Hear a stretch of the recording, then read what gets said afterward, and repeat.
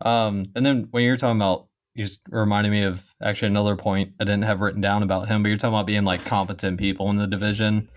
I don't want to definitely don't want to seem like I'm, tooting my own horn. Yeah. When we finally left this, I know that already seems. No, I get it. I do the same thing all the time. Like, I'm not trying to sound arrogant, but yeah, when we left the shipyard on that boat, he told me I had to go underway for sea trials, even though I wasn't on the watch bill at all, because I was going to be his underway electrician to fix anything that came up or do any of the, just stupid small maintenance items, just take workload off of the watch teams. And I mean, that was like a whole nother argument in itself for a whole lot of reasons, but ended up going on sea trials, and that was just 2 weeks of being up for 24 plus hours and then catching like a 4-hour cat nap, and then all of a sudden the trim pump doesn't turn on anymore, so now I'm back up like troubleshooting that. But I mean, it was honestly, like I said earlier, like I get some kind of satisfaction from maintenance or actually working on things that need it, so it was kind of rewarding, but it just still wasn't any fun. So after that, I kind of thought I had this image in his head of being like a competent maintenance worker, or like being able to get stuff to work like it should. And then towards the end of my time on board, we had a problem with I don't know how much I'm like allowed to talk about the system. We had a system that indicates if its hatch is open or shut. Right. And when it opens, a thing that EDIV owns can operate. So he noticed on the controlling panel for it that the open or shut indicator didn't have either light on. And that was like a whole big thing. It was a Friday, and he kept the whole division there until like 1700 while he dove through drawings and stuff down in Chief's quarters. And we were going through drawings too, but basically finding the same stuff he was. And then at one point I went to the smoke pit and was talking to some of the coners about it. I had an egg hanger up at the smoke pit, and while I was talking about it, I was like, yeah, I mean, if it's not indicating open or shut, that's a external indication. So that would be like the nav ETs. And then the egg hanger overheard it, and he was like, oh, we have this part of the hydraulic system tagged out right now. It probably just lost pressure due to the tags isolating it. And I was like, oh my God, that's an awesome point. So I ran back down to the boat, went down to Chief's quarters, and I was like, hey, Chief, like I was just talking to, this egg hanger, and he said they have hydraulics tagged out, and that powers that hatch opening or shutting. So if it's been tagged out for a couple of days now, it probably just residually bled off pressure, and it's like intermediate. So we don't need to, send divers overboard or have the nav ETs figure out what's going on. Like as soon as they clear those tags, it'll probably be fine. Just thinking I could justify basically like us going home. Yeah. And then he was like, no, that doesn't make any sense. Like just because you isolate a leg of hydraulics doesn't mean it loses pressure. Like if the valves are shut, it should hold the pressure. And I said, yeah, I mean, in a perfect world, hydraulics would hold pressure. Where there's no hydraulic leaks in the entire hydraulic plant. Especially like a couple of days before we had hydraulics leaking all over control from an isolated leg. Right. But so I told him dude, walk through the engine room. Like I'm a cook chief, and I know the damn hydraulic plant doesn't hold hydraulic oil very well. Yeah. And so I told him that, and he just kind of like waved it off. And then the next day, that Saturday, he was the engineering duty petty officer, and I was on duty with him. And we're at turnover in the morning, and they're briefing like any forward maintenance that's going to affect the boat. And Egging said that they were going to be clearing tags on hydraulics, so just watch out for leaks and stuff. And I kept that in my head. I was like, I need to figure out when they're going to do that. And so I found out when they were about to clear tags, and I ran back to the engine room to where the control panel was. And a couple minutes after I got back there, the indication, the shut indication lit up. Yeah. And so I went and grabbed my chief and was like, hey, you want to come see, something pretty cool back in the engine room? And I took him back there to the control panel. I showed him the shut indication was on.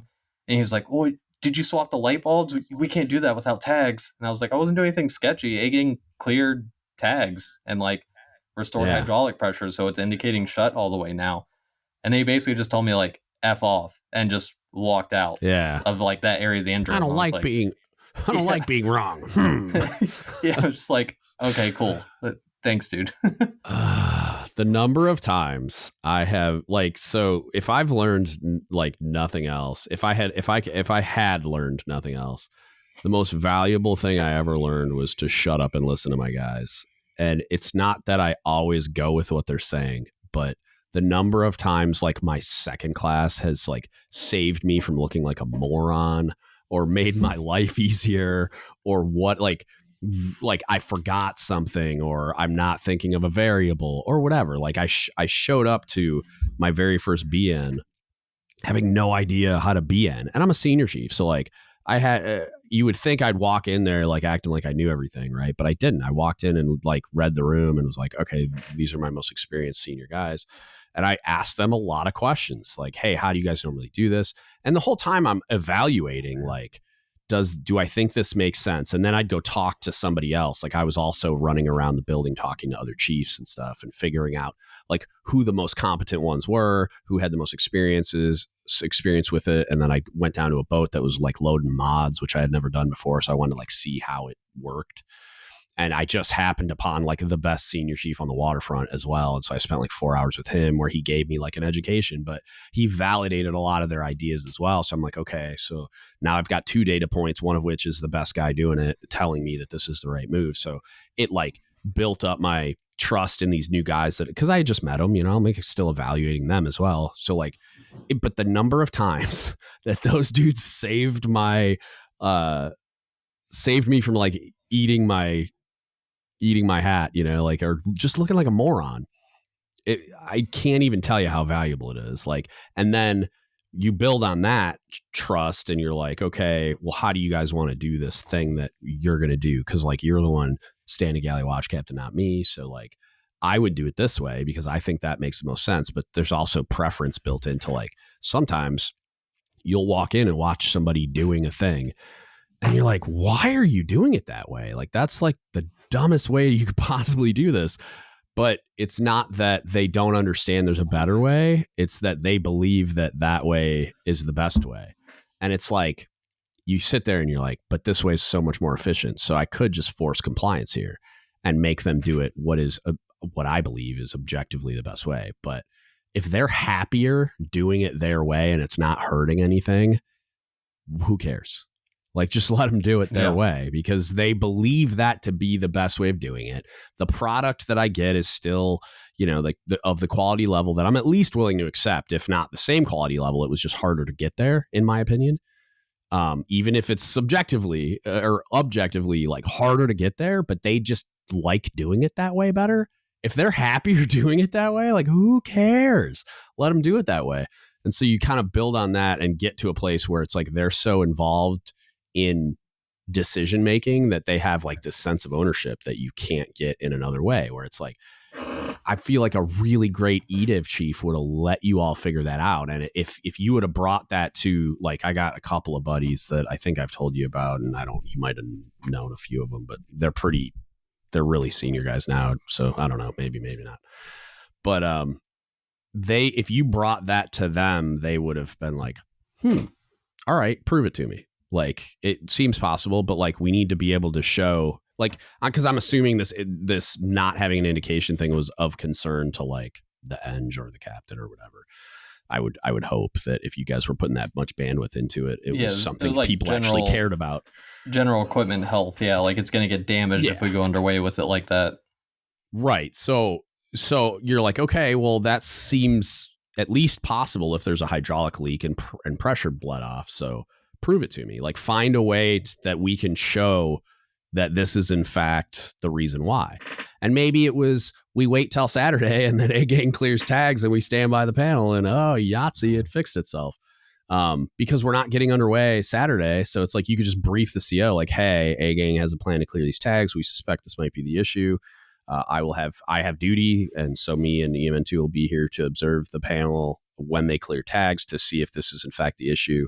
And if it, like, immediately when they clear tags, the issue clears, it's like, seems pretty reasonable that's the answer. I don't know if there's another way to like really to like prove it to be like, yes, this is definitely why. like without a shadow of a doubt or whatever. But I don't know enough about that kind of stuff to say that. But like that seems like a pretty compelling demonstration. Yeah, and I mean, I get like the thought process of wanting to be prepared for the worst, but right, you shouldn't be holding the whole division there on a Friday in port until 17 or 18 just because you're looking through drawings and thinking like we might have to send divers overboard or the Navities might have to troubleshoot, something external to the ship. Like, yeah. And again, based on timeline, I mean, if it was Friday and they're clearing tags on Saturday, I feel like it's pretty reasonable to just send you guys home after briefing the captain that, hey, we're going to stand by the panel on Saturday because it makes the most sense that it's hydraulics. And I'm going to continue to scour drawings and do more research to see if this isn't the issue, then what else could it be? You know what I mean? Like it seems like the most likely answer is hydraulic pressure.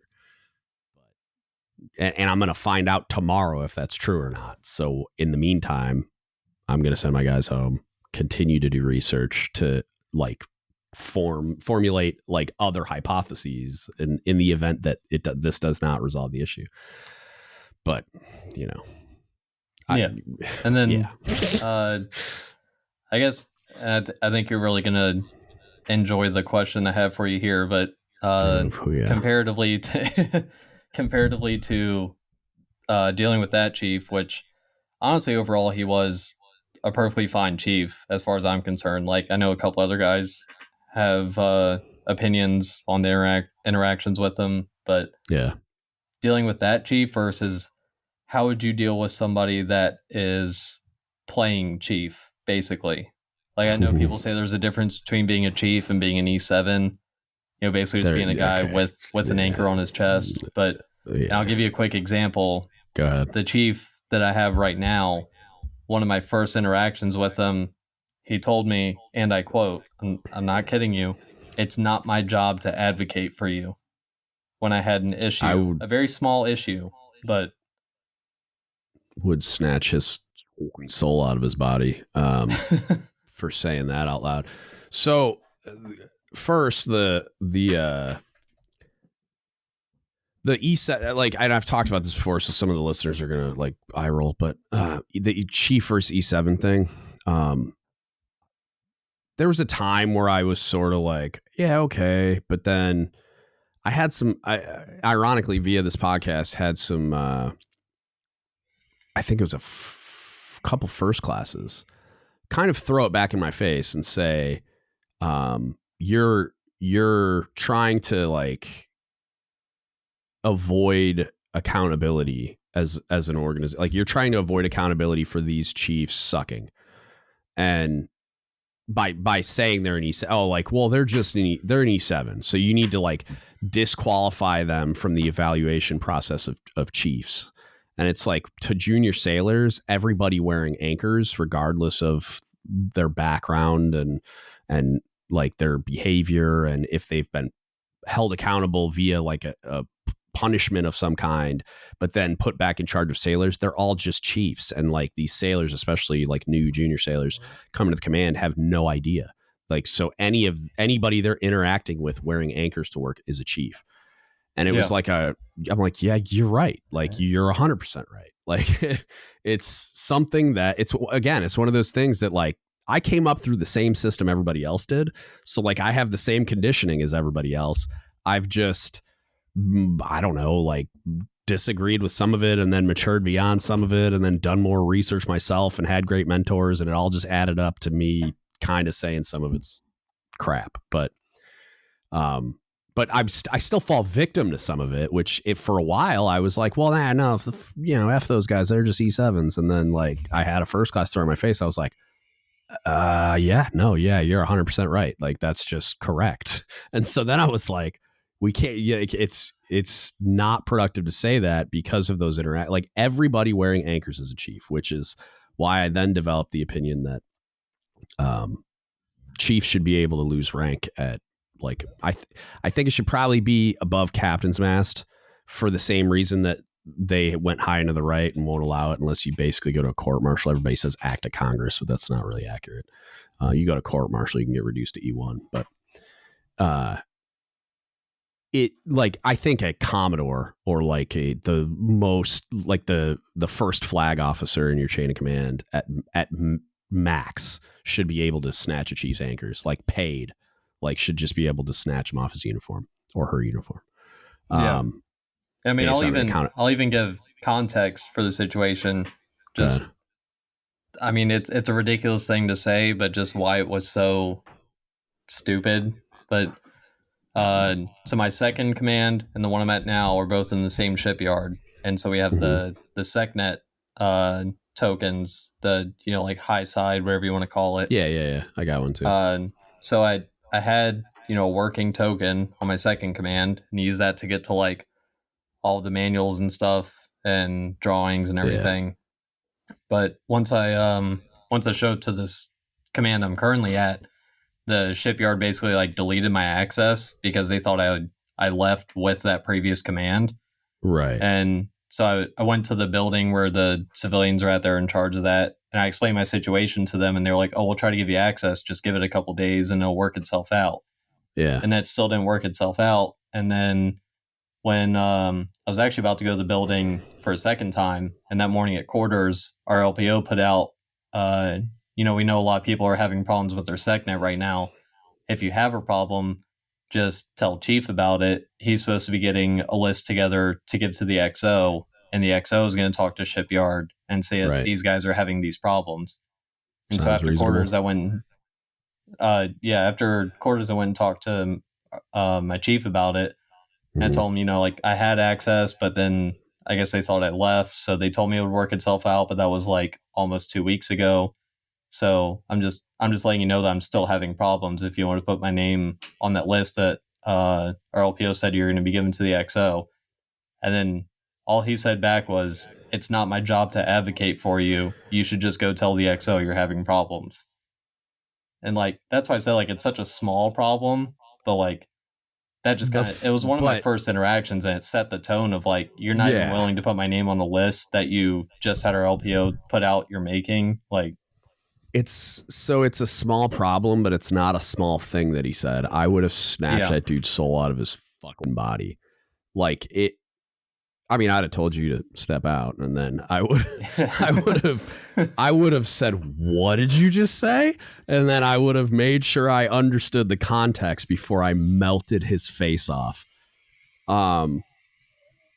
That's not like, it's like one of the fundamental things that we train new chiefs on is that like you have to advocate for your sailors, especially within the mess, but just within the command in general. And then like your rank is just a tool. Like it's like a thing that you're given in order to like do your job better, and doing your job better means advocating for your sailors, like going and using that rank to have the conversations required, even if that conversation is just liaising with the XO and like handing him a list of people that need whatever access to whatever program.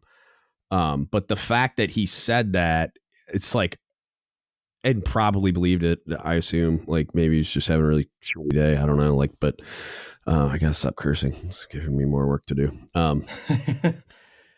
It's like the fact that he said that out loud to you, which like, that's the significance of it, is like, if he had said that in like a Chiefs meeting, like, yeah, I would have said something to him, but I wouldn't have been on fire. Him saying it to you in that context of like you bringing your chief an issue and him saying it's not his job to advocate for you, that's the problem, is like that he said it to you. So like you said, the impression, like you don't get that one back. Like you now have this impression that you can't bring problems to your chief, because that's what happens there. It seems like an insignificant moment because it's just some list of crap you got to bring to the XO. So maybe he didn't really believe that broadly, but he was having a crappy morning and didn't get his coffee or whatever excuse you want to give. And he said that like, just go tell the XO yourself, is basically what he meant. And I'm being real generous. Yeah. It's like the interaction that happened had you leave with, I can't bring problems to my chief. That's a giant problem. And that's why I would have freaked out, is you can't do that ever. And that's why I let off with the playing chief thing, because I've only been at this command for a couple months now, but this dude is just a well of how to not be a chief, as far as I'm concerned. Again, I'm a second class, but like Right. this Right. is my third command. Like I've seen plenty of chiefs in and outside my division. This is like it blows my mind. I have to interact with this dude every day. Yeah. We had another electrician who was at my previous command with me. He got transferred over here to stay in the shipyard for mental health reasons because he was in the middle of like basically a psych eval. Yeah. You know, obviously I don't want to give away too many details, but he basically just like the stress of the job, he just couldn't handle it anymore, and it was Yeah. starting to affect his marriage, which is not an Yeah. uncommon thing, especially in the nuke community. Right. So he finally, after about a month or two of being at this command, got everything straightened out, and they put him on, some sort of medication, and then he got his limited duty paperwork and his chit that said this guy isn't supposed to work more than 40 hours a week because of the stress of the job and blah blah blah. These are the meds he's on, and they told him to take it back to his command and let everybody know he's not supposed to be standing nuclear watches and all that sort of stuff, Right. just until they figure out, what exactly to do with him. So he brought all this paperwork to this chief and showed him the chit that said he won't work more than 40 hours a week. And our chief came back at him with, well, you're going to work 7:30 to 15:30 Monday through Friday because that's 8 hours a day, and that'll be a 40-hour work week. If you have any appointments for any reason, like even just like dental, like normal dental stuff, but even going to like medical for related appointments to this, your transit time to and from those appointments and the time you're at the appointments don't count towards those 40 hours. Not Because I know, and this is the super gross part. He told him, because I know how you limb-do people get with counting your time at work. I would, this guy I would make it my life's work to repair his worldview. And what's funny is like I'm picturing the last EDMC that I had on the boat interacting with this dude. He was also an electrician, and he was, as far as the EDMCs go, or even nuke chiefs. I mean, I've known a lot of good nuke chiefs, but like as far as EDMCs go, I would say like without a shadow of a doubt, this guy was the most like people oriented guy I've ever met that's done that job. Like he cared more about his people and like protecting their sleep and taking, like he understood that there was a job to be done and that he had to push sometimes, but like that he was very concerned about like them being taken care of and getting what they need. And like I saw him destroy some of his chiefs over not prioritizing that. So I'm like just picturing him interacting with this clown and sucking his soul out of his body. But yeah, and I don't know what the malfunction is without obviously interacting with the guy and probably knowing a lot more, but you don't do things like that unless you're being vindictive based on past, I don't know if trauma is the right word, but like his experiences, that it's almost like he's being vindictive to like make people go through the same crap he had to go through. I would imagine like it's the only real, I mean, that's the only thing we could think of too, but right. It's still just like, that's not your place anymore. Talking to people who've been at this command longer, apparently this guy just got pinned last season and then showed up a little bit after. Wow. So like they're still trying to figure him out too. But like I feel like once you put that anchor on, that's not your job, is to hold those grudges and stuff, and especially not say the stuff he does. It's like straight to people's faces. Right. It's not, but I wonder, and I mean, it could be, I say the experiences thing. It could be like what you were saying earlier, like the Navy got his marriage, you know what I mean? And he's blaming sailors as like there could be a lot of things that happened to him, and he's taken it that way. Like it happened to him as a result of, the Navy, or like, because you got to think like him being at work dealing with the workload and his sailors and everything else, it could have had a lot of negative effects that we see all the time, and he's blaming it on those sailors. Like, you're the reason why my marriage fell apart, or you're the reason why I hate my life so much, or you're the reason why, I don't know, who knows, name it. Like, there could be a million reasons. But it's, it's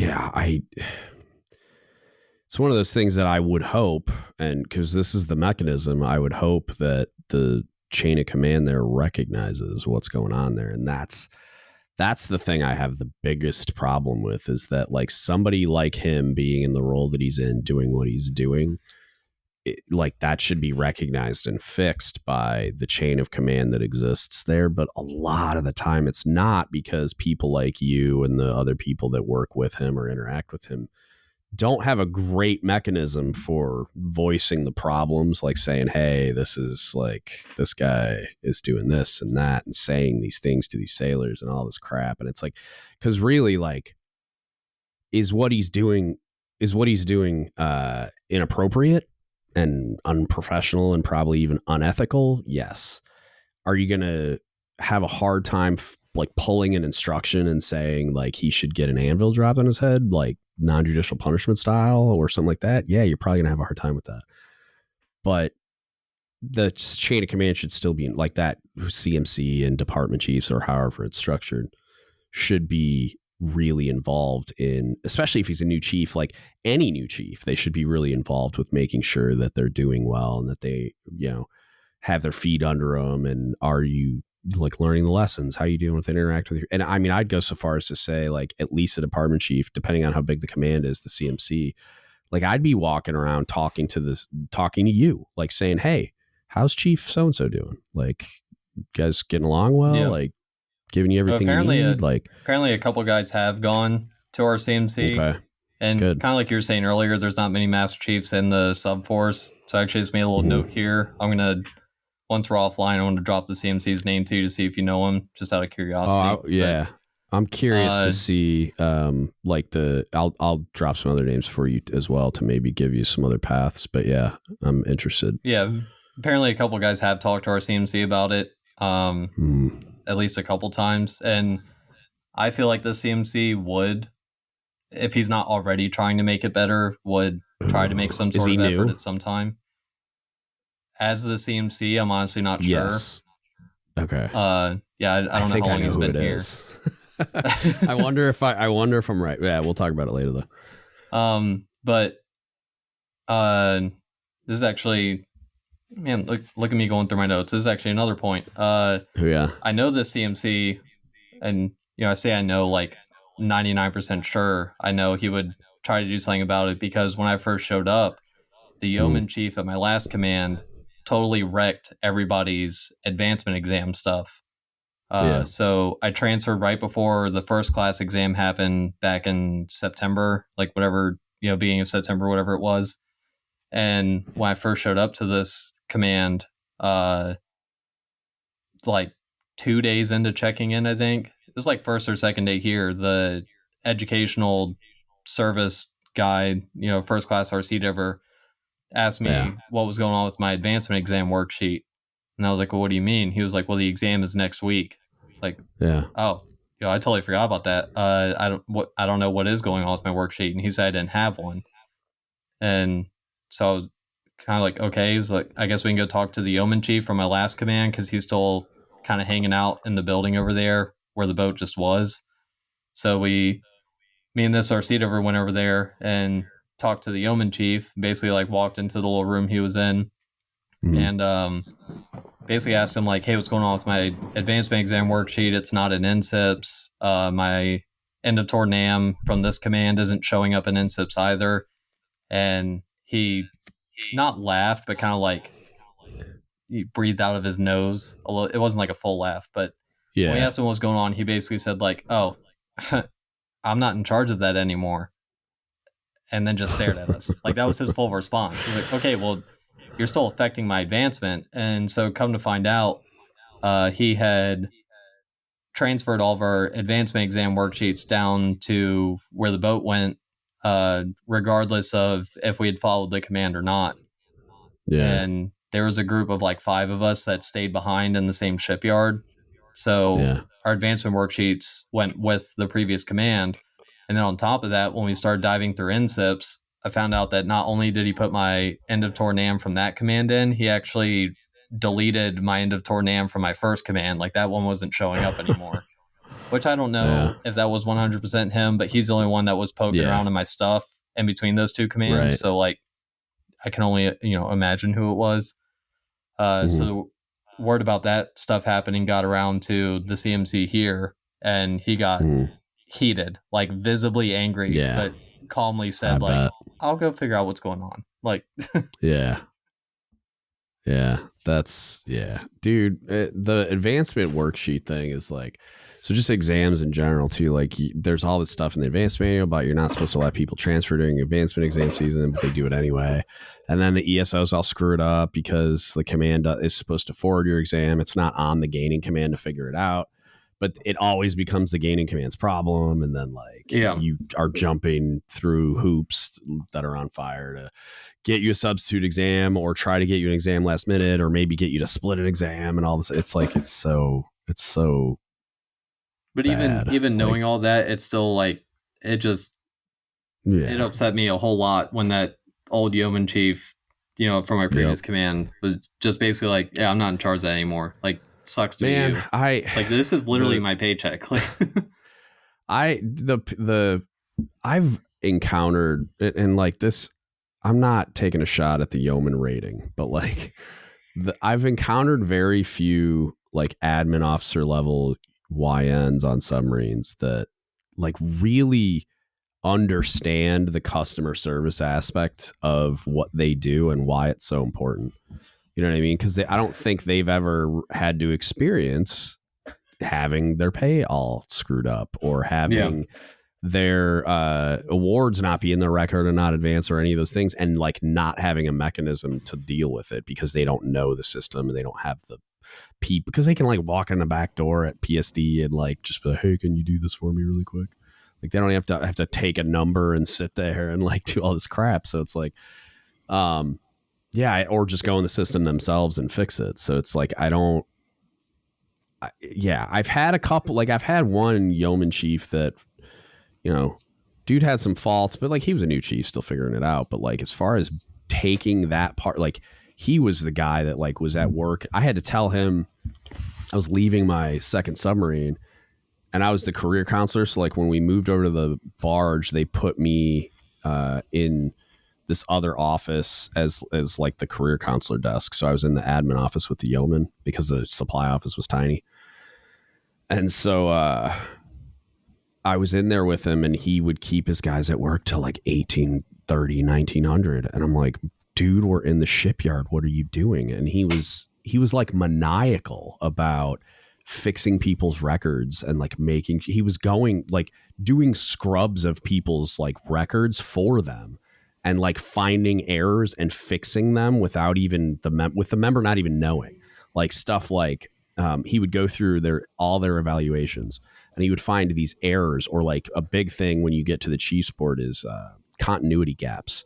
So if you have like, you detached a command and then there's like, they screwed up the dates on your eval and there's a 2-month gap where you like had a bunch of eye stops where you went to schools and stuff and they just screwed up the dates. So you have a continuity gap in your evaluations at the chief's board. That's a big deal. They look at it like there's a unevaluated performance where maybe something went wrong and there's not any documentation. So like it affects people's promotions. He was going through and scrubbing all that. And if there was errors like that, even if they were tiny, like admin errors on their evals, he was submitting correction letters, like without even talking to the sailors. Like I was sitting there watching him do all this stuff. I'm like, what are you doing? Like, I mean, don't get me wrong. Like I appreciate it, but like, he was like maniacal. Right. It's weird that that's not the norm. Yeah. That's what I don't understand is how it's like, and he needed to power down a little bit because like he could have got all that work done and still sent people home. Like it wasn't something that had to happen today. You know what I mean? But I'm not saying it should be that to like that extent where you're doing it for that many hours, but that's as a yeoman, the and seriousness. Like, yeah. And like you say, you're not going to take a shot at the yeoman. I 100% will. I have so many qualms with yeoman, but sorry if there's any yeoman listening, but not a fan. That's how it should be. But Yeah. then the stereotype is there for a reason, where you get these guys who are like, hey man, I'm not getting my, special duty pay, like my nuke pay or sub pay, whatever. Yeah. And they're like, oh, I'll look into it. Just wait like 2 or 3 months, keep an eye on your paycheck. It'll work itself out. Okay. Yeah. And and that's how I feel about it. And more because it like loops back to I want my sailors focused on their job. And so like I've talked to a lot of COBs and CMCs about that, where it's like they've had the same frustrations about their admin people, where it's like you're having to explain the customer service aspect of it. Like I had an interaction with a second class where I got an email basically, and I'm trying to remember. It was basically this second class was like telling me that they weren't going to route paperwork for me to get a pay I was entitled to based on their interpretation of something. And it was like I was telling them like, well, your interpretation's wrong. This is what's true. I'm waiting on a letter to come back clearing me completely. But like it was based on like whether or not I was qualified submarines currently or not, based on the cancer stuff. He was like saying, well, somebody told me that you were disqualified submarines, so I'm not doing it. And I'm like, well, I'm telling you that I'm not disqualified submarines. And if you have a question about that, it's almost like there's these medical people that you could call and just ask that question. So, and I'm telling you, like, nothing you're saying is accurate. So call them and ask them that question. But he just sent me these like snarky emails. And and it was funny because he was so confident in his like power move that he copied his senior chief, who immediately emailed me and said, dude, I'm so sorry. I'm fixing it right now. He goes, and then like I got an apology email and all this other crap. But it was just that kind of stuff where it's like, dude, be the customer service guy. Like the obvious path here is if you have a question about my medical status, you can either ask me, or if you are concerned that I might lie about it or something, just call medical and just say, hey, is this guy qualified medically to go to a submarine or not? Because that's what qualifies you for sub pay. And they would have been like, yeah, he's fine. He's not disqualified anything. He's not LIMDU. He's not LLD. He's not like nothing. He's completely clear. I was waiting for a waiver to send me permanent back to a submarine, like, which I ended up getting. Shockingly, all of my doctors are still like, why did that happen? But all the civilian doctors, the Navy doesn't care. Yeah. But yeah, so Navy it was like this a whole weird other animal. Yeah, it was like this weird thing that like, it's like, what are you doing? Like your only job is customer service. And it's like, I don't think we spend enough time like downloading the importance of that into those types of people. Cause it's not just admin people, you know, there's like CSs, right? You see all the crate, like I'm willing to own a piece of this pie, like the cook pun. There you go. You're welcome. The meals you see for the people that are in like quarantine or whatever, getting ready to deploy, and then you see like the pictures of the meals that they get. And I've told people like more than one, like if I was the LCPO of that base galley, that food would like, I would be cradle to grave, like making sure that food quality was like top notch and they were getting everything they needed. And like, because of course it's going to end up on social media and you're all going to be put on blast. And like, and then there was all these like, you know, like heroes that were like these CSCs out there, like crapping all over the people that did. And it was like, there were some pictures where it was very clear. They were talking about like the quantity of food. And it was like one of those 3 compartment trays where there was like vegetables and something else like pasta. And then the big thing was empty, but it was really clear that there used to be something there. And someone like either took it out or like ate it and then left it empty and then took the picture. And I'm like, dude, either like some dude got hungry or whatever, but like there used to be food in there. So it's like, is it on the CS3 that loaded up 200 containers? Or is it on the people that, because like what we do here is 2 crew submarines, the off crew is responsible for like transporting the food to the people in quarantine or whatever. So it's like, those dudes don't care if you get good food. Like they're going to go home after this. And like, so it's like one of those, like, it's cold, it's garbage, it's leftovers, it's all this other stuff. It's like, no, like if I'm the CSC of that base galley, I'm going to make sure that cradle to grave, like I'm sending it out in like Cambros units. So the food is hot. My guys are transporting it.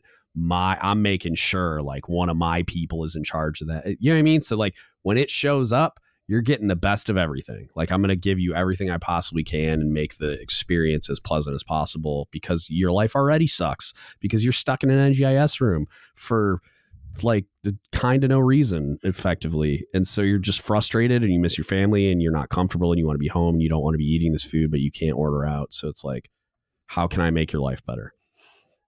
And well, so that's how I feel bad for cooks, because y'all are like yeomen, where everybody's got plenty of bad experiences with those two rates. And then when you get the one good one, you're like, what is this? Like, yeah. And you can't, what's really frustrating is a lot of junior CSs get really disillusioned with the Navy and the job because, and this, I'm going to try to summarize this because I get on my soapbox about this a lot, but like they're never properly trained. Like they don't get robust training on how to do their job when they come into the Navy. And then the instructors that are there and they're supposed to teach them in an impossible timeline. They get 25 training days, which is a joke. Like you're not going to teach them anything meaningful except like how to wash their hands and wear a hat.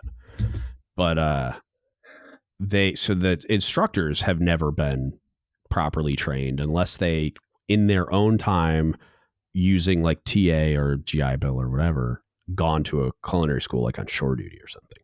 So that's the only way you're going to get really formally trained on how to do your job correctly.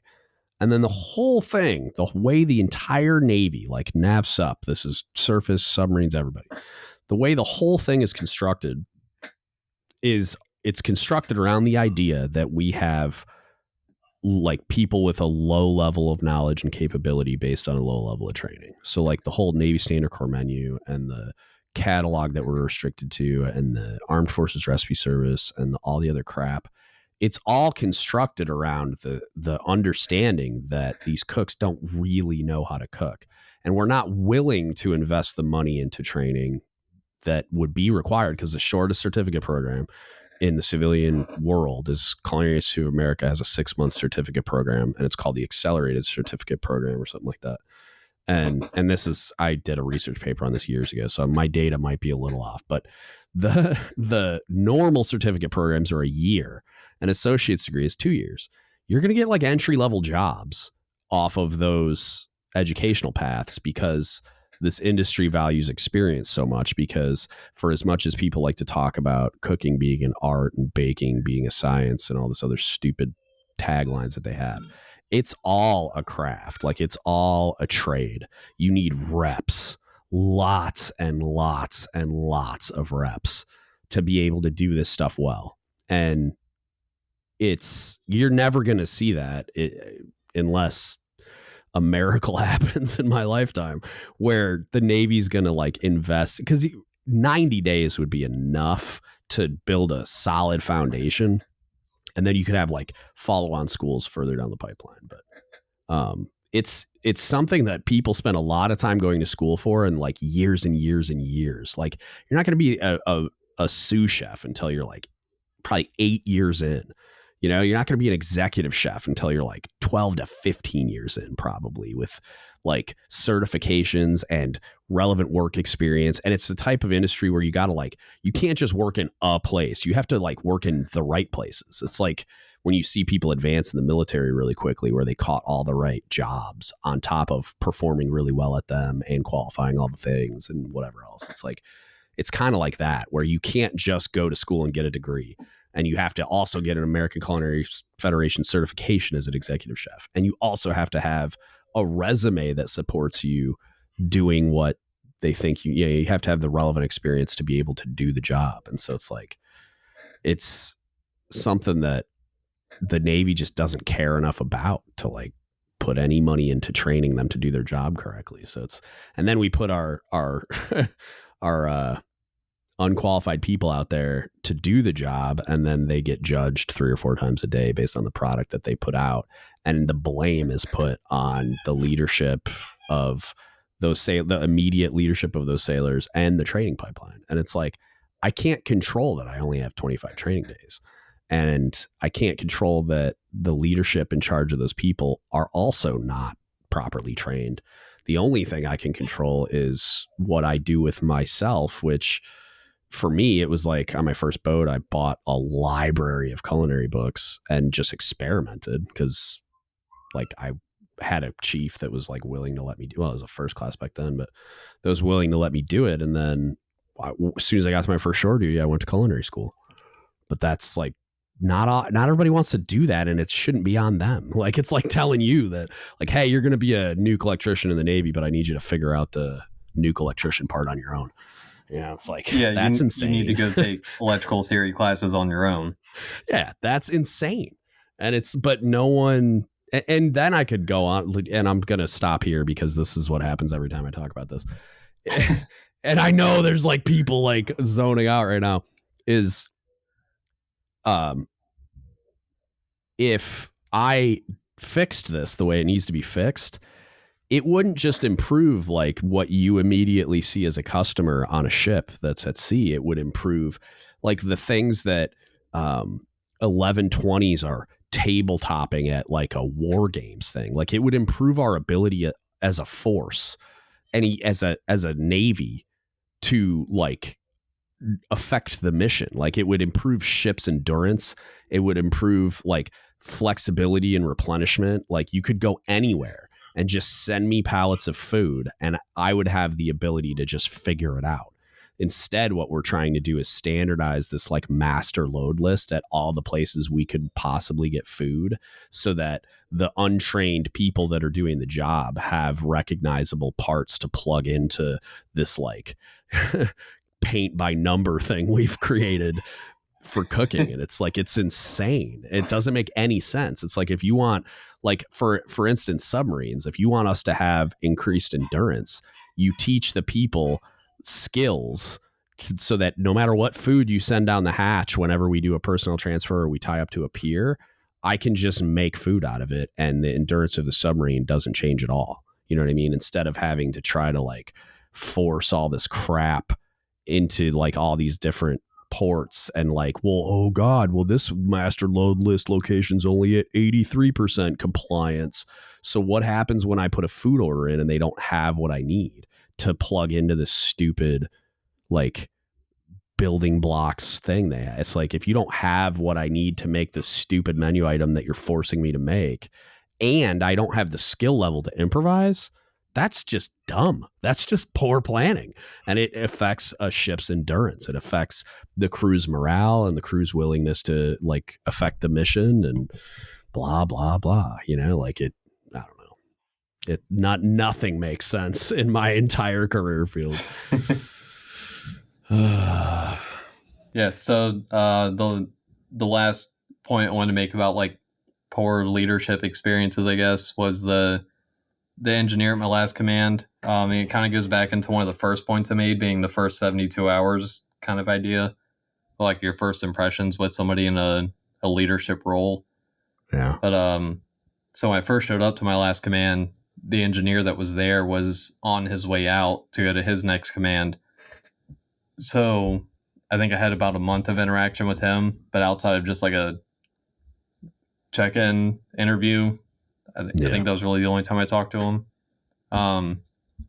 So this engineer that showed up that was there for the rest of my time, my first impression with him was when he came into the EDIV space on the barge, like our little office, and kind of just like came in there and like sat down, like made himself at home, which is fine, but it's kind of weird. Yeah. He came in and was basically just like, hey, I'm the new eng here. I just want to get to know everybody. So let's just go around the room and tell me your previous command and your highest qualification. And so we're going around the room and everybody's saying like, I'm so-and-so from this boat or this ship, like whatever. And we had a couple guys saying like, oh, I was qualified watch soup or I was qualified SRO. And anytime anybody said that, he would just come back with, I don't know what that is. Okay. it's kind of weird. And you get to the next guy, like, yeah, I'm so and so. I was qualified SRO. I don't know what that is. Okay, and then finally get to one guy, and he's like, so and so, and I was qualified engineering watch supervisor. And then this eng was like, oh, engineering watch supervisor. That must be what you guys meant. And then you guys probably were talking about shutdown reactor operator, not He's SRO. just being a dick about formal comms or something. Formal comms in a face-to-face conversation in our office on a barge. Like, oh my god! And it just, it's like just really sitting home. Like, how can I alienate everyone on my first day? Here's an idea. Like I'm saying, it's his first like really face-to-face interaction with all of EDIV, and so that put a real bad taste in my mouth. The next interaction that I can really think of was shortly after one of the electricians was going to him for a PVO interview, so you can be qualified to, operate valves in the engine room, basically. And this guy's like, he's a really good dude. Like, I'm still friends with him and everything, but he just like gets kind of nervous, I guess, when he's around people with rank. So he's doing the interview and he's like visibly nervous. So the end was like, hey, like, why do you seem so nervous? Do you think I'm going to yell at you or something? He's like, no, this is just how I am. Like, I'm sorry, but not really much I can do about it. And so the end says, okay. And I mean, these aren't their first names, but he was like, all right, well, my first name's Mark. Like, what's your first name? And the guy was like, oh, my first name's, Tim. Okay, well, there's nothing to worry about here. It's just Mark and Tim hanging out, talking about PVO. Yeah. And that gets back to my point about being like the cool stepdad, where it's like your first impression was like formal comms when you're just and now hanging out. Yeah. And then your second interaction, like big interaction with EDIV, is like, oh, just first name basis. Like, what's up, dude? Like, which is kind of weird. Is weird, yeah. And that's not necessarily like bad interactions, but it's just like you have to hold some sort of consistency when you're interacting with people, especially when you first show up somewhere. Like, I would say they're both bad, but the second one's only bad because of the first one. Like, you can't do both. Like, it's I understand what he was trying to accomplish there, of like, like in that moment, he thought the appropriate move was to disarm him and make him feel at ease, which I don't disagree with. But you can't do that after your first interaction was that formal comms, even when we're sitting in an office in a barge or whatever. Like, you can't do that, dude. It does, like, because now they're freaked out because they think if they don't like give you a proper repeat back when we're next to the soda machine, you're going to be mad, like you can't. Yeah. And my biggest gripe of an interaction I had with him was when I first got qualified tags at this command. It was a different platform than my first boat. And so I like qualified BQ and everything. I qualified tags. And this was probably the second or third tag I'd hung. And it was on a system that I had no prior experience with before being here. And then on top of that, three of the tags on the line item were up on the pier, and they were shipyard interfacing systems. And so when I got issued the tags, I made it clear when I got issued the tags, I was like, hey, just so you know, I'm new to tags, so this might take a while. Also, I don't know what this system is up on the pier. So, like, do I need any special key or anything to get to it? Because I know sometimes for EDIV, like our shore power and stuff, shipyard likes to lock up our main shore power breakers, I guess, to make sure nobody just walks by and shuts off shore power because there's like psychopaths in the shipyard or something. But so I asked the guy issuing me the tags, like, do I need a key to get to these? And he said, no, you should be fine. I was like, okay. And I went up there and hanging the tags, and I forget what exactly the nomenclature thing was, but it was basically like circuit X1, X2, X3 are being tagged and off. And I'm looking at this like box, basically topside, that all of our shore power cables are going through. And I'm looking all around the outside, and then on one side there's a door that has a lock on it. And I was like, well, he said I didn't need a key. So like, I probably shouldn't be opening this box anyways because there's probably like live cables in there. But then there was circuit 1, 2, and 3 on the outside with little rotary switches to turn those circuits on and off. So the tag said circuit X1, X2, X3. The thing I'm looking at says 1, 2, and 3. So Yeah. the valid point I will give out of the following critique was that the nomenclature didn't match exactly and I didn't bring it up. But I've been in shipyard for, plenty of time, and I know shipyard labels don't always exactly match. And in my previous experience, if it's close enough to like not have a doubt about it being the same component, it's fine. And I'm pretty sure something in the tag manual says that. But I think people also argue it only applies to mechanical systems. Okay. But I mean, I will say this is my fault, but I turned those 3 circuits off and I hung the tag on the switches. It got second checked, and then found out later that night. We were on shift work at the time, 12-hour shifts. So the back shift found out that the tags were hung improperly. And so the next day we went to a critique about it, and that Eng was at the critique, and I like fully admitted my mistake. I said it was all on me. And then the second checker said he definitely should have caught it as well because he was senior to me. And I thought it was going to be pretty cut and dry. But then this Eng asked me if I thought that rotary switches would actually be able to isolate a shore power cable. And the way he asked it was basically like, with all of my prior BEQ, which is like basic engineering qualification, right. With all my prior BEQ knowledge, do I really think rotary switches can isolate shore power? Which I would have to like kind of dive deep into like EDIV side stuff, but I have seen that before. Every EDIVer has seen that before on the shore power bunker topside. And so I told him yes. And then he was like, so you're telling me with all of your BEQ knowledge about rotary switches and shore power bunkers, you thought you were hanging the tag on the right component? And I was like, well, 1, that's not the issue. And 2, there's nothing on the BEQ card that involves shore power breakers topside or especially shipyard bunkers. And that like, it like shut him down. It shut down his argument, but not in a good way. It's like usually, you know, when you get some E5 mouthing off to the end, you're like, hey, so you're actually not right. And then they just get real mad. But so I ended up getting lit up a little bit about that. But this is also, again, the last 2 points to me about him. This is coming from the same guy who would walk around the boat asking about systems, and he would start every question with, pardon my BEQ knowledge, but blah, blah, blah. Which, like, at first was okay because it's like, oh, this guy's new here. He doesn't really know how stuff works yet. But he was there for like almost a year before I left that command, and he was still going up to MDiv and being like, pardon my BEQ knowledge, but how does the feed system work?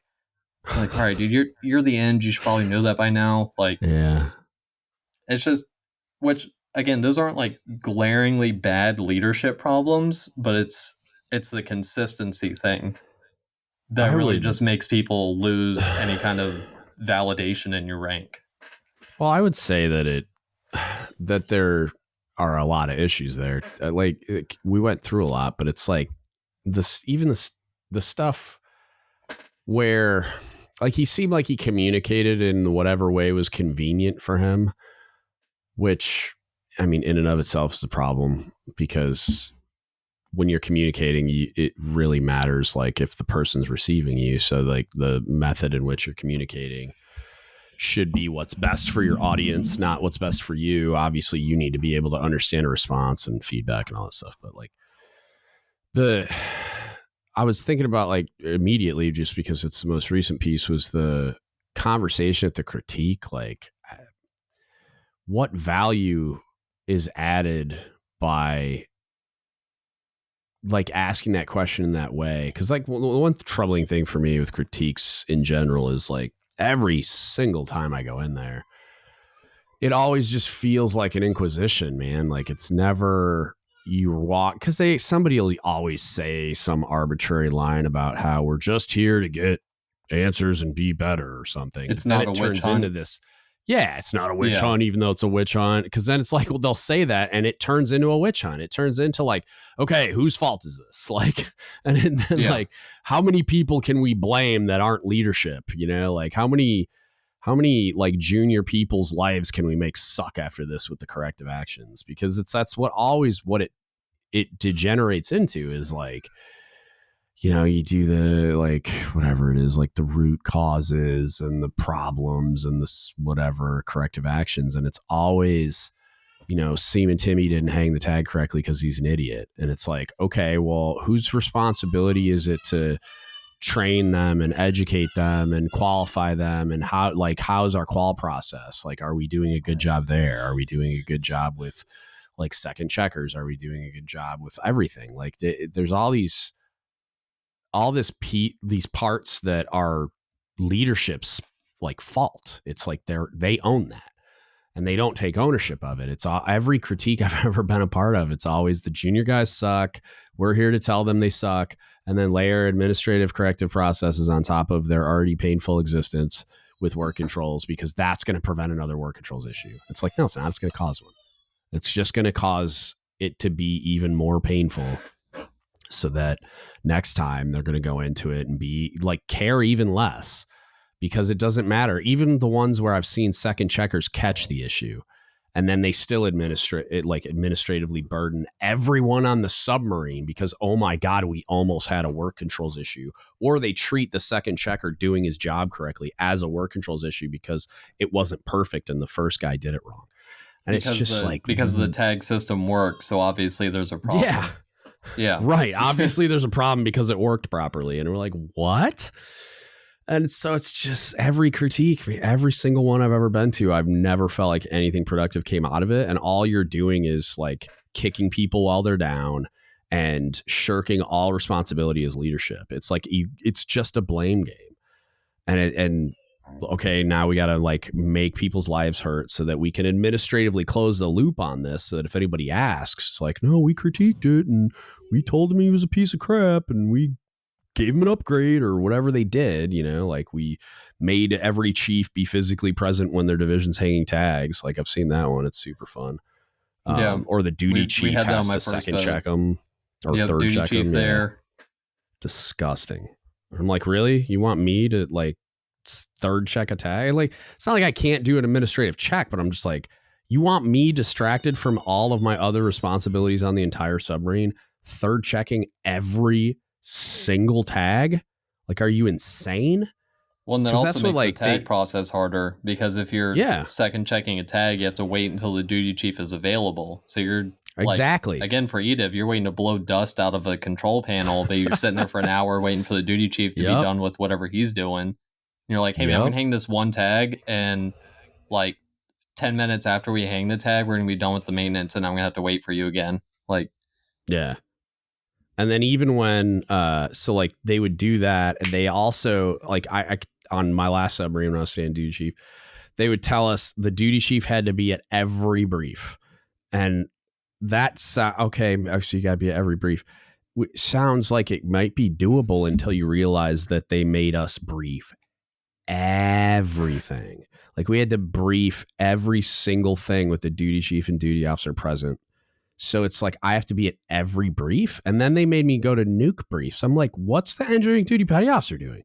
Like, why do I have to be there? That's what I was going to ask, is if it was even like stuff going on back aft, like the duty chief doesn't care. There's hardly any stuff that we affect through the entire boat. Yeah, I care generally, but yeah, it's like usually if it affects the entire submarine or indications of the BCP or whatever.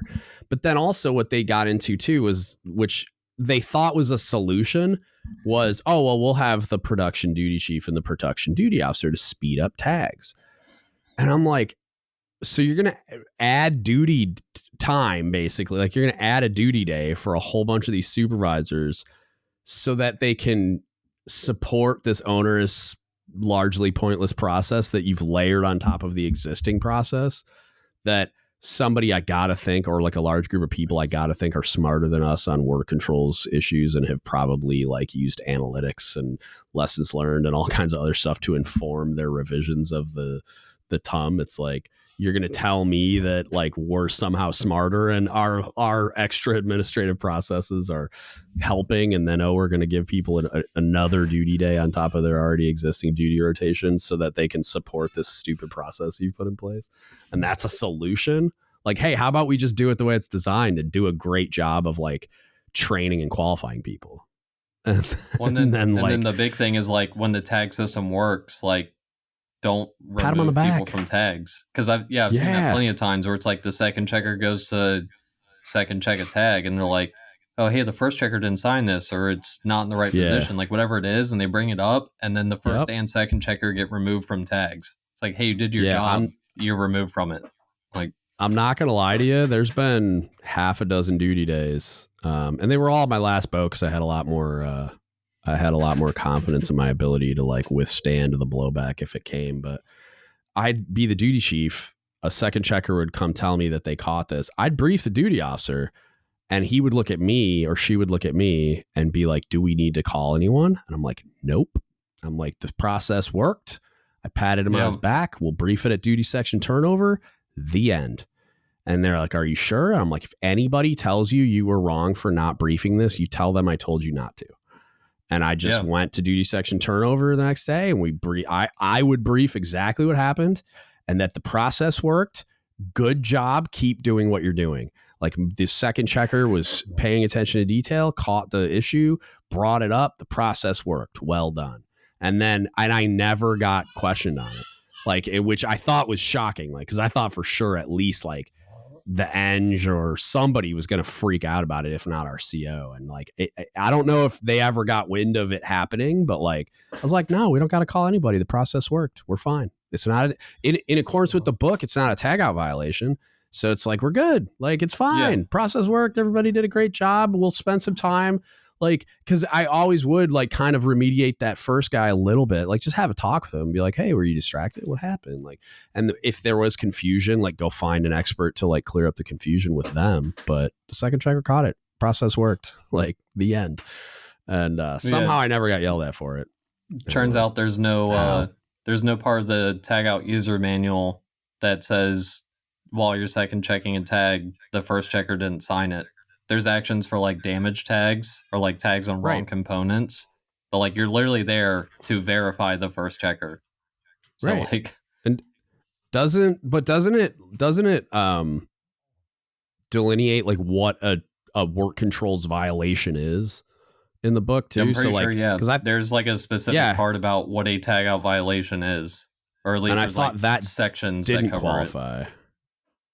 Like, I thought that the second checker catching it was just like, that was not a tag out violation, but they always like that's part of the system. It's the same as, if you're writing a tag, if you're creating the line item, you're supposed to have two independent people making the line item. So then if you find out that those two people were working together, that's a problem because it's specifically laid out. But then the rest of it is just like, you should first check and sign it. And then the second checker should verify it and sign it. Like, I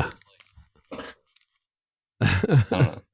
That's it's self-inflicted wounds. A lot of the pain we endure in the submarine force. Yeah. Then coming out of that critique, we were talking about the way the command handled it. So the chief I had at that command was actually like, this is actually going to get into the points I had about good interactions with chiefs, but he was a really solid chief. And when we came out of that critique, he actually pulled me off to the side and basically like apologized to me, which I thought was kind of weird. But afterwards, I got it. But he basically like apologized for not teaching me how the shipyard systems work here, because he knew I was up in the New Hampshire shipyard on my first command, and now I'm in Virginia. So he said like, it's my fault for not showing you how these bunkers work, because the guys who have been here longer, when we got these bunkers, got training on it. But when you showed up, I just kind of heard you were in shipyard, so I figured you knew it. Yeah. And then afterwards, he like walked me out there and showed me, this is how you get to these circuits. And turns out you do need a key. You're supposed to go in that locked part, but good for him. That's exactly what that's ownership. It's not bad. It's like, it's not like he is the guy that didn't provide training to his entire division. Like, he did that. He heard you were in the shipyard. He mentally checked the box. Oops, I'm human. I make mistakes too. Let me fix it and take ownership of it. And What always melts my brain is that a lot of leaders view that as negative. Like they're going to lose credibility with you for admitting that they were wrong about something and then taking ownership of it. And the exact opposite thing happens where Yeah. like you just gain trust and credibility with your people when you're willing to admit you were wrong. And then you're like willing to take ownership of that and whatever you need to do to correct it. Yeah. And that chief also, when I first showed up to that command, my wife was pregnant when I showed up there, and it was like a month after I got there, she started having some like complications with the pregnancy where you're basically just like in and out of the hospital, every other day, it seemed like. But once it became like a regular thing where there was like 2 weeks in a row where every other day I was like, hey, I gotta leave early, or I would message him at 2 a.m. and say like, we've been in the hospital since 6 p.m. Right. I'm probably not going to make it to work in the morning. And he would message me back and say, don't worry about it, take care of your family. And so once it got to the point where it was like, we're probably dealing with a serious issue, he took me off the watch bill for duty and basically just made it so I wasn't really part of the command. And there was probably a month and a half where I was coming into work like 2 days a week, basically just to say like, I'm alive. And then I would leave at like 9 or 10 to go make sure my wife was doing okay. But that was, especially coming from my first boat, that was just not centered around people problems. Like showing up there, being super new, and then this guy telling me like, hey, go take care of your family. That's way more important than anything here. I was just like, yo, what is going on? Like, what is this? Yeah. Like you're waiting for the other shoe to drop. Like you're like, this is a trap, isn't it? I was waiting for like a call from the EDMC being like, I don't care what your chief said, but I had that time off, and then ended up having the baby. That's, he's happy and healthy now. Had him a little bit early, but even once the baby was born, I still got my full paternity leave. Like after that, even though I'd had like a month and a half off, because I was gonna say same thing. Could have held just that said, against like, you probably. Yeah, but it was just the same thing. He said like, go take care of your family, and then the baby was born. And he was like, all right, well, take your paternity leave now. Like that's something that you're basically like entitled to. Yeah. Yeah, because if anything, that would have just been like emergency leave. Like you would have been on emergency leave to take care of your wife. So it's just like, if I have the flexibility to just be like, okay, well, you're not going to be here today. Why not? Yeah. Like, yeah. That's awesome, man. I take it that was the positive story you were talking about earlier. Yeah, no, that was the big positive out of that chief. That's gigantic. Like that's not, especially not a like lot I of said, chiefs think that. Yeah, way, like I said, being new there, like that really set the tone for him. Yeah, and not a lot of chiefs think. I said not a lot of chiefs think that way. I think not a lot of chiefs think that they can accomplish that.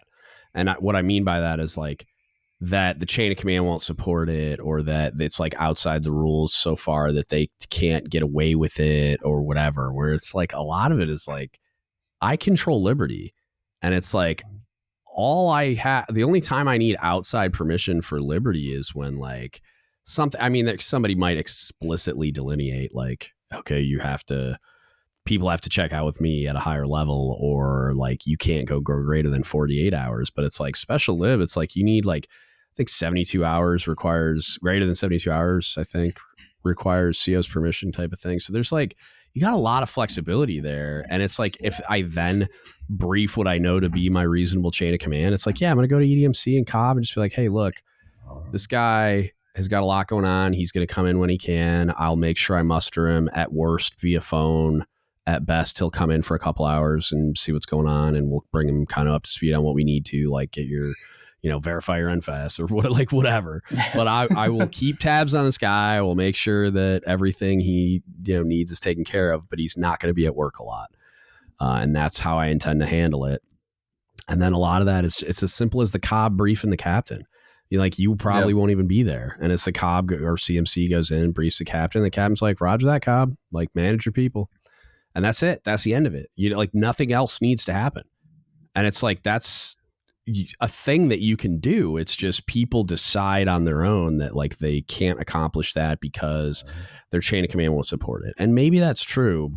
Like maybe you've got a crazy chain of command that wouldn't approve it that way. But there's also other mechanisms, like can put you on emergency leave. You can do all kinds of stuff. And it's just like, there's ways around it. Like, cause all you got to do is like create a policy. As long as the chain of command is aware of it and approves it, like this guy's going to phone muster or come in one day a week until this issue resolves itself. And here's our plan to support that on the watch bill and everything else. And it's like, it's usually going to be as simple as that chief presenting a plan and saying, this is what I intend to do. I can support it via these mechanisms. Everything's going to be fine. And most of the time, not like I'd say 90+% of the time, the chain of command is just going to be like, okay. And like sometimes there's going to be some questions and maybe a little pushback just to make sure everything was thought of and we're following, we're coloring inside the lines and stuff. But the vast majority of the time, you're going to be able to like manage that yourself, which is, like you said, for you, it's like gigantic. And it's not like that doesn't have an impact on everyone else, knowing that chief took care of you in that way. Like you were saying, that was, again, just set the tone for all my interactions with that guy. Like even when I had that, tag violation that came up with that whole critique we were just talking about, I wasn't worried, I guess. I wasn't worried about going to my chief and being like, hey, when I showed up for turnover this morning, they told me I messed up a tag last night. And then, I mean, that's what happened. Then he said, like, yeah, I already heard about it. There's going to be a critique later. And then before the critique, like I say, he pulled me aside after, but even before the critique, he kind of talked to me and was like, just don't, lose your cool in there. You messed up. And so I went to the critique and I was just like, yeah, I messed up. Like, it was my fault. But then it did turn into the witch hunt thing we were talking about, but whatever. But but then he managed it after the fact too, and it's like that's all of those are indications of like that leader, that chief, actually caring about his people. Like it's just like when I talk about it a lot, but like to show indicators, I feel like has value is like I say all the time, like you need to be authentic and communicate to your people that they can trust you and that you genuinely care about them. And you authenticity is really important in that, to be able to like show them and make them really feel like they can trust you instead of just saying you can trust me or trying to demonstrate it in like really, I don't know, like straightforward or like academic type ways or something. Like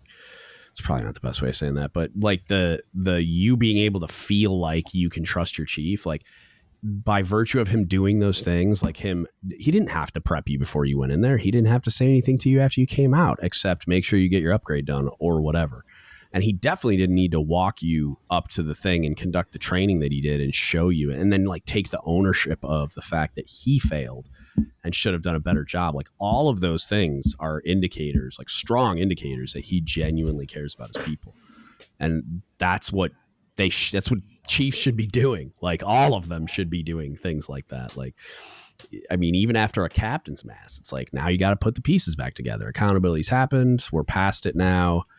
Maybe there's a couple of like maybe you have extra duty or whatever, like restrictions, stuff like that. But it's like after mast ends, it's like the rebuilding process begins. And it's like you want to start like rehabilitating, like, and I don't mean like changing the behavior that happened at mast so much as because like a lot of times it's just an innocent mistake or a poor choice influenced by immaturity or alcohol or both or whatever, but then like once you're done and you're on the other side of it, you put them back together again. You talk to them about what happened, the lessons learned, how you're going to get better from it, like letting them know that you're there for them and that you want them to do well now and that they still can compete for all the things. And like, you can come back from this and providing evidence and all that. It's like that, those types of things. It's like, you can get away with not doing that. And a lot of people do. But the good ones that really care about their people do what your chief did. And that's really cool. Yeah. And then the other, I mean, I have like a handful of strong leadership moments, but the other strongest one for me, especially being a nuke, was on my first boat. Before we left shipyard, you have to do PORS. So you have like ORS underway normally, but PORS is like peer side or pre-operational, whatever the P stands for. Yeah.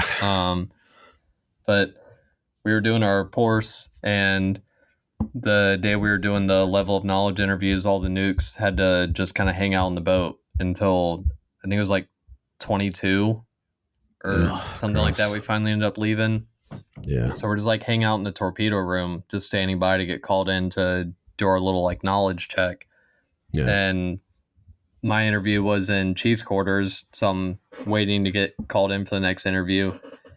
And our cobb at the time, who had just showed up like a week beforehand, was our new cobb, Yeah. walks out of Chief's quarters, and our EDMC is standing there making sure everything's going smoothly.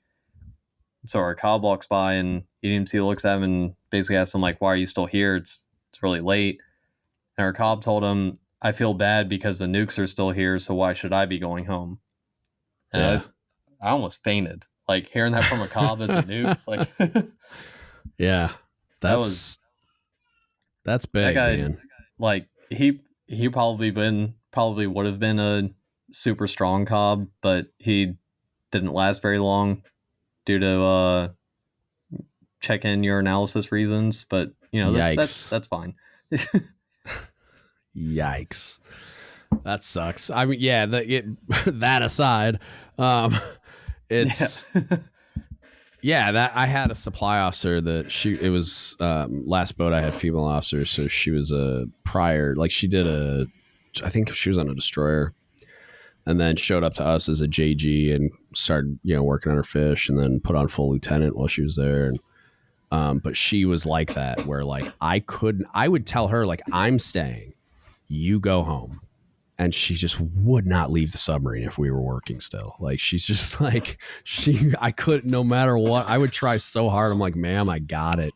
Go home. And she just refused. She's like, nope. She's like, I'm just going to sit here and stare at you. She's like, if you're here, I'm here. And I'm like, God Lord. And it was like one of the reasons why everybody loved her so much. And then it was kind of like that with like me, and there was a couple other chiefs that were like that too on that, but we had a pretty strong chiefs quarters on that boat. But like, yeah, it was one of those things where it's like, if I'm telling my guys to stay, I'm not leaving until it's done, like even during stores loads, like once all the food was on board and the crane shut down, I could have left and just told them to keep stowing food until whatever. But like, that's insane to me. Like it doesn't even make sense, because one, the leadership thing, the image of it, that I'm there and I'm supporting them and I'm in it with them. But also I have 2 hands, 2 feet, and a back that I can put into this. And like, I can stow food and it gets my guys out of there faster. So like when we're doing a stores load, like I don't care. I was a senior chief, like not that far removed from making master chief. And I'm like, I blouse off, like humping food down and moving TDU weights and doing all this crap to get the stuff stowed quicker. Like on my hands and knees sweeping the deck if I have to. And I'm not like saying that to like make myself look good or anything. It's just like, you do the math and it's like, I can reduce the amount of time they're on the submarine by, I don't know, 20, 30, 40 minutes. If I'm like working all day with them, because that's the most important place for me to be. And like, yeah, like sometimes I have to go to a couple meetings, but like the majority of the time I'm there with them. Like, yeah, I'm directing traffic, getting all the food down. But once it's all down, we're just stowing like madmen. And I'm like telling them what to do, but I'm also like ripping cases of food open or like passing stuff. Like I'm just a person that's in line passing stuff into the storeroom or whatever. It's just like, yeah, that kind of stuff. That's meaningful, even if it's just symbolic like that. Like, because Cobb's even not just like the showing face sort of thing. Yeah, he's not making any like real impact on or Porsche going better or like faster or necessarily even making quality of life better, besides that impact that made on you of him just saying like, you're here, I'm here, man. Like I'm here until this is over. And that's a big deal. I think that means a lot more to a lot of people than even he probably thought. Like that makes a huge impact on people. Yeah. And then I kind of want to just like sum up all of this with like the day-to-day interactions I have with chiefs are not bad at all. Yeah. Like you catch people on a bad day or when they're stressed out, and I mean you can usually tell when it's like a bad morning for somebody, but the general day-to-day interactions are not bad, but it's also the point of like the really bad experiences, the one or two, just stick with people for a Yeah. long time. And then I think you've made the points in previous episodes of mostly people, like JOs becoming division officers or, eventually down the line becoming Mm-hmm. a captain. If they get burned by chief's quarters when they're the captain of a Yep. boat eventually, like they remember that and they have that Yep. preset feeling about chiefs. Like, Yeah, it leaves a mark, and it's one of those things that a lot of chiefs. It takes some time to recognize the impact that you're having by virtue of you wearing anchors, because it's like a lot of people still think of themselves as individuals, and there's not really like when a first class does something negative, it's not really reflecting on other first classes. But when a chief does something negative, it 100% leaves a mark on everyone. Like not even like outside the skin of the submarine. Some surface chief in Japan, their job just got harder because you had a negative interaction with this sailor who then, goes on to interact with that chief later in their career. It's like everybody takes a hit when one of these chiefs does something stupid. And I don't even mean like the stuff that's on the cover of the Navy Times, even though that does damage too, obviously. yeah. It's the day-to-day stuff, the stuff you described. Like it's that kind of stuff negatively impacts everybody doing this job. And I don't think enough chiefs take the time to recognize and really build that into their calculus. Like you gotta recognize that you need to be a good steward of this thing, because we've constructed it in a way where yes, it like collectively we're stronger, but like it's really easy to make us weaker too by your behavior, by your thinking you're above it, by you thinking that like the rules don't apply to you, by you even just having a human moment, which is kind of gets back to what you were saying earlier. It's like these people are human beings. Like they're going to make mistakes. It's impossible not to. But the way that you get around that, the way that we don't take such a giant hit, is when chiefs do what your chief did in that moment with the tag out violation, is like take ownership of the fact that I could have done a better job training you. I could have made sure you were better prepared for this. And had I done that, it could have avoided this entire thing and likely would have. And that's my piece in it. Like, yes, you made the bad decision because of the nomenclature. Got it. Like, but also you would have never been in this situation in the first place if I had done a better job. And that's my piece of it, is I should have done a better job training. And I would even say that it's appropriate to do that in the event that like it's abstract, like where he could point at, I should have done a better job training you because then you would have known you needed to unlock that box and you would have found the correct nomenclature on those label plates and been like, okay, this is exactly where I need to hang these tags. But even when it's like something abstract, like there was a failure and it'd be super easy for me to just say that this guy just screwed up. It's like there's always, whether or not it's like I've got like a 2/3 like ownership stake in this, or I've got like a 1/32, like whatever, like wherever it scales, I still have an ownership piece in I could have done a better job of training you, educating you, supervising you, mentoring you, whatever. I could have been in a different place at that time, and maybe my oversight would have caught the mistake. I could have put a more qualified person there with you to make sure, and they would have caught it or advised you otherwise or whatever.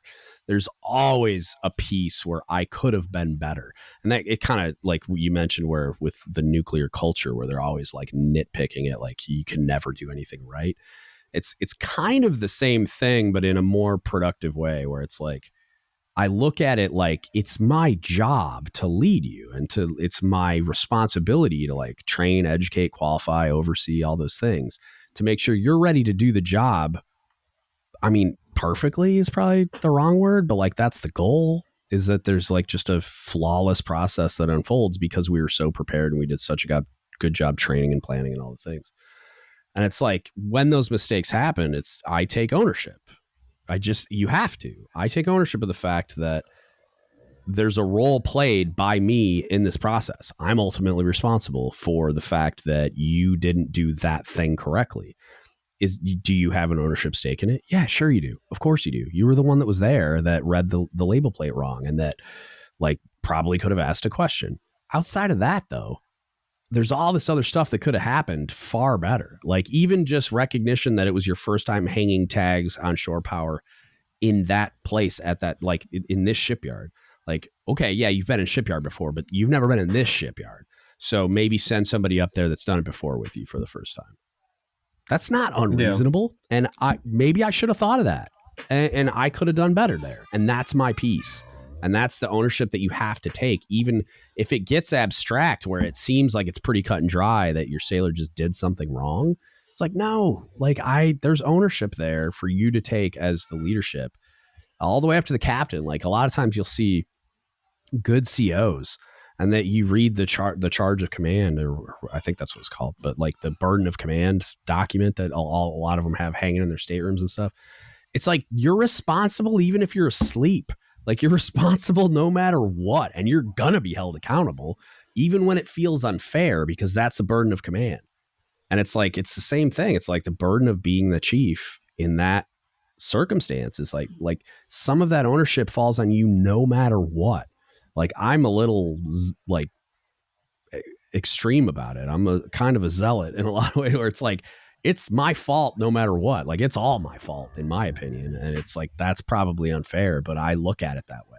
I'm like, I failed you. Like that's what happened. Like there was a leadership failure here. This wasn't a you failure. Like also you made a mistake and we're going to work on that, but you made a mistake because I failed.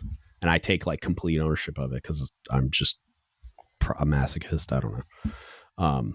But I think I think it's also the point you brought up about my first chief saying that you're afraid of basically getting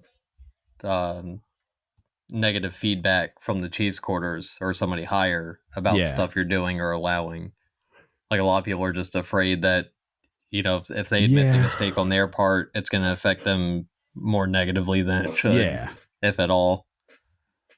Yeah, and maybe that's why it's easier for me to be the way that I am, is because I never really cared. Like I was pretty convinced I was going to retire as a chief because I got a big mouth and I was very willing to tell people that I either thought they were wrong or I thought the thing that was happening was wrong. And if something happened, I would own it. Like I'm like, okay, yeah, I screwed up. I'm an idiot. That's mine. And so I guess I kind of thought because I wasn't willing to play the game or whatever I thought it was at the time, that I was just never going to make it past chief. And then it turned out that like a lot of people recognized me as an anomaly in a good way. And I was confused by that because I'm like, well, then why isn't the organization structured to align more with the things you recognize in me that you think are good? Because it doesn't. And it's confusing to me and has been confusing to me the whole time. And I'm like, I guess I don't quite get why we don't like encourage that more and reward that more. Cause if we really believed in it, a critique wouldn't be structured that way. A critique would be I don't know if you ever, I'm a big Jocko Willink fan. Extreme Ownership's one of my favorite books, which also is probably one of the reasons why I am the way that I am. But he did like a TED talk or something where he kind of explains the reason why he came to this extreme ownership mentality, and like it was kind of like the watershed moment for him as a leader where he like learned these things. And it was like they had a friendly fire incident where like they almost killed, like basically he was in charge of like this task force in Iraq, and one group of friendlies went to this building where it like turned out his people were in the building as well, and they were shooting at each other. And I think some Iraqi army folks at least got shot, if not got killed. I think there was just wounded though. But like he could have killed more and could have killed SEALs, could have killed other Americans because there's like army there and stuff. And so it's a huge deal. It's like a ship collision for us, like it's a pretty like, holy crap, everybody's about to get fired.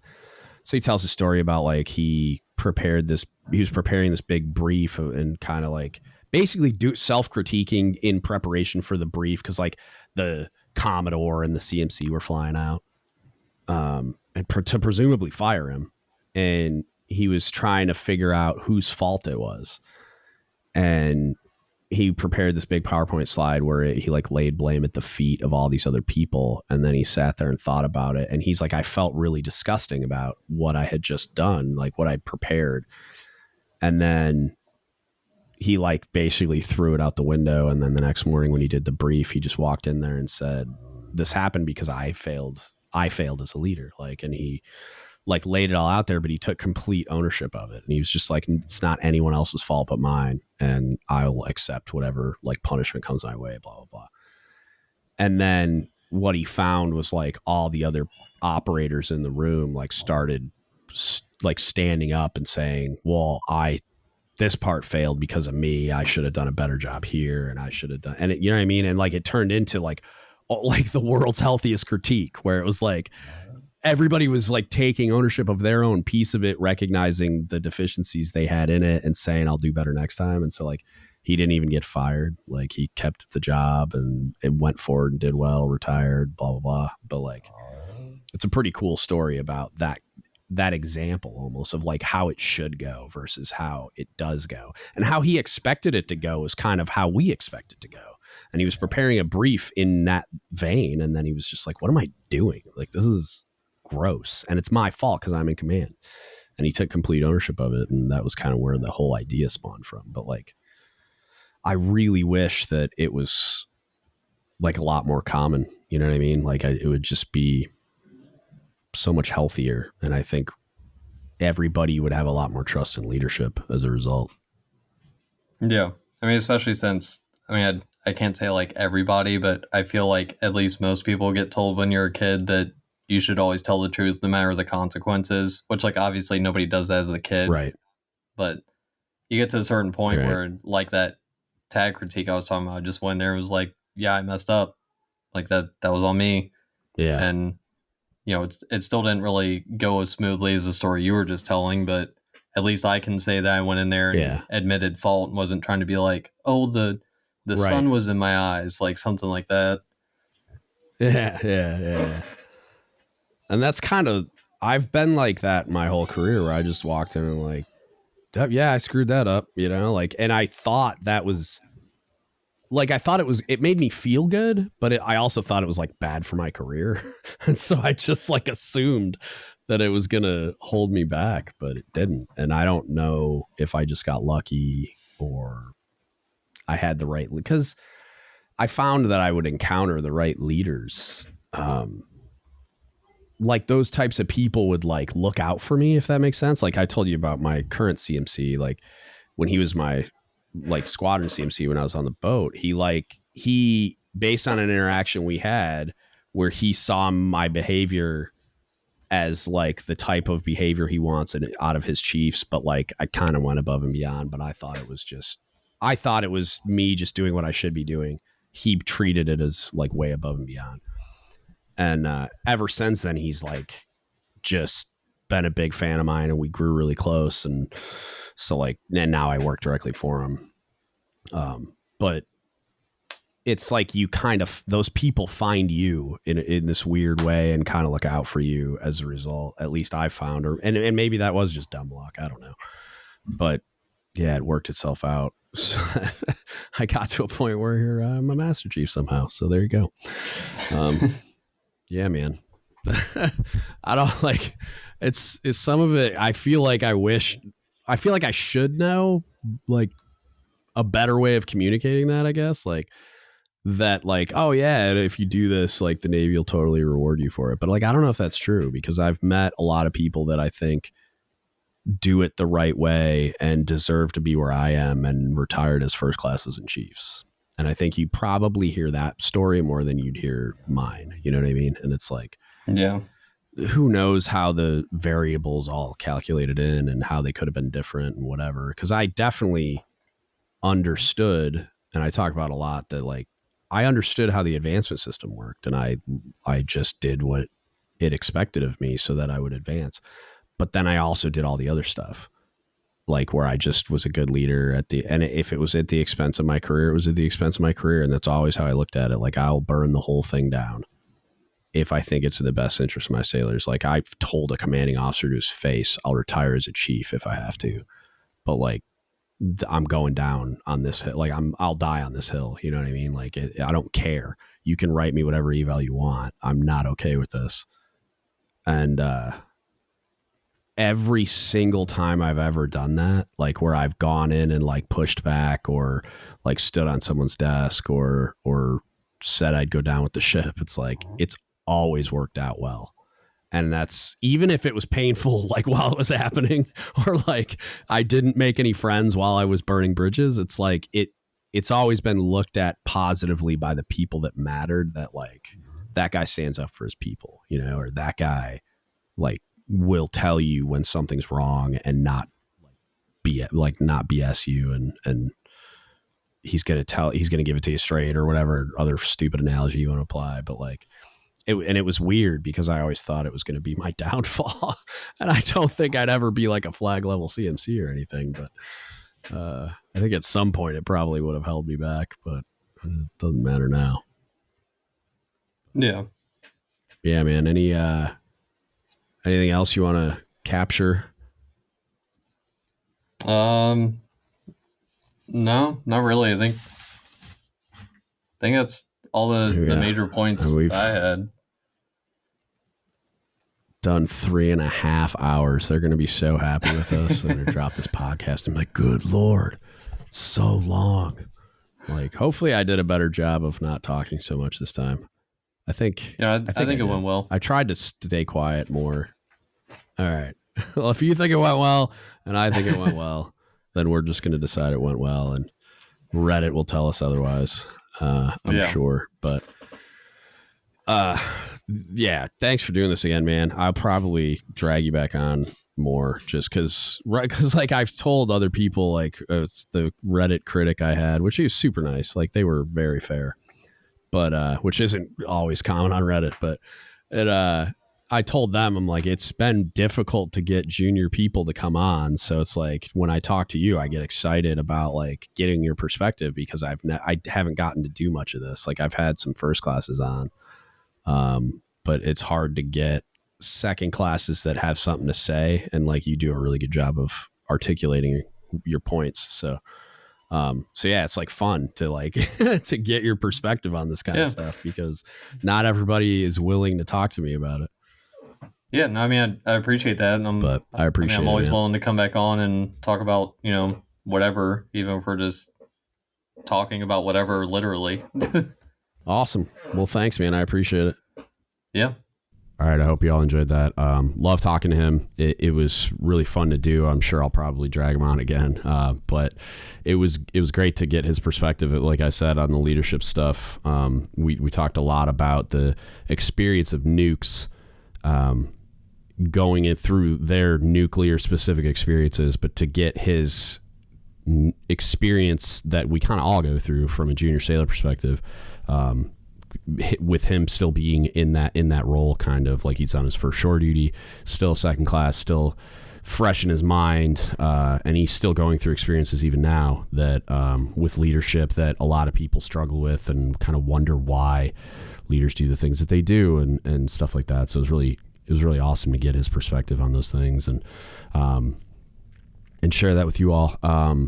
If you need anything from us, as always, hit us up. dgutspodcast@gmail.com. You can Facebook message us, Don't Give Up the Ship Podcast.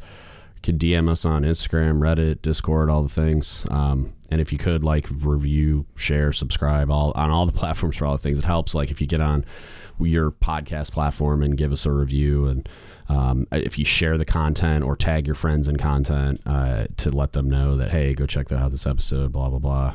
It kind of helps get the word out and leverages the algorithms to do that. And then last thing, if you want to support us, we have a donate link on the website, all those funds. If you're able to and generous enough to do that go towards just paying the subscription fees and everything for the podcast itself, so it could remain free. And I don't ever really plan on that changing regardless, even if I got to come out of pocket, but it's sure nice to not. And then if you want to support the expansion of the platform, it's going to turn into a business eventually. You can go to dgutspodcast.com. That is a for-profit business where we're trying to make heritage gear that you'll actually wear in public.